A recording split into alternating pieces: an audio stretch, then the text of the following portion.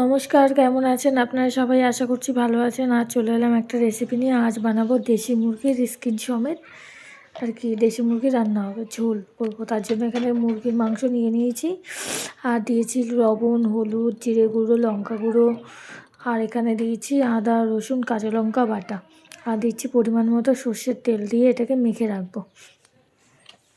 আমি বেশিক্ষণ মেখে রাখিনি, আপনারা চাইলে ঘন্টাখানেক মতো মেখে রাখতে পারেন। এটাকে ভালো করে মেখে ঢাকা দিয়ে রেখে দেবো কিছুক্ষণের জন্য। আর এখানে কড়াইতে তেল দিয়ে দিয়েছি, আলুগুলোকে ভেজে নেব। একটা আলুকে 4 টুকরো করে নিয়েছি, এরকম 2টো আলু দিয়েছি। এবার আলুটাকে ভেজে নেব লাল লাল করে। আর এই মাংসটা তেল অল্প দিতে হবে, কারণ স্কিন সমেত মাংস তো তেল ছাড়বে। এবার তেলের উপর দিয়ে দিচ্ছি তেজপাতা, গোটা জিরে, গরম মশলা, গোটা গরম মশলা দিয়ে পেঁয়াজ কুচি দিয়ে ভেজে নেব পেঁয়াজটাকে। শীতের দুপুরে এরকম কিন্তু খেতে খুব ভালো লাগে।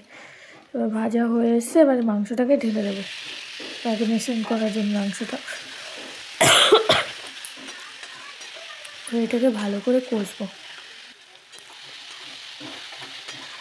কষতে কষতে সুন্দর তেল ছেড়ে আসবে, কারণ স্কিন সমেত যেহেতু এর থেকেও একটা তেল বেরোবে।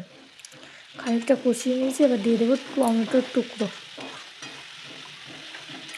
দিয়ে আরও ভালো করে কষাবো। আর কচি একদম মুরগিটা ছিল কচি, দেখুন কী সুন্দর তেল ছেড়ে এসছে সাইড দিয়ে।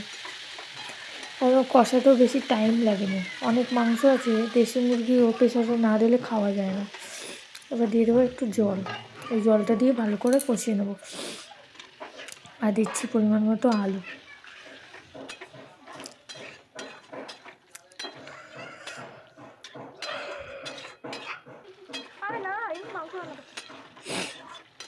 কষিয়ে পুরো ঝোলটা শুকিয়ে আসবে, তারপরে আবারও গরম জল দেবো পরিমাণ মতো।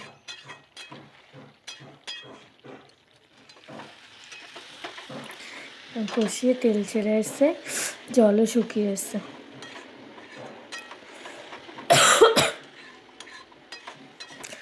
আর এই দেশি মুরগির ঝোল হলে ভাত, রুটি, পরোটা সব কিছুর সাথে কিন্তু খেতে খুব ভালো লাগে। কষানো হয়ে গেছে কমপ্লিট। এবার গরম জল, ফুটন্ত গরম জল দিয়ে দেবো পরিমাণ মতো। তা আলুটাও সেদ্ধ হবে আর ঝোলটাও রাখা হবে তার জন্য।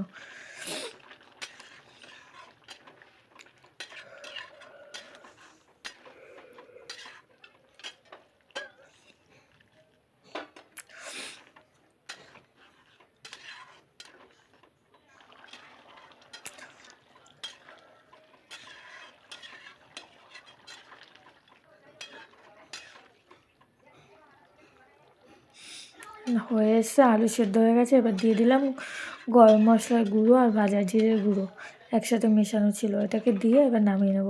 কেমন হলো আপনারা জানাবেন। Like, comment, share and subscribe করবেন, ফলো করবেন।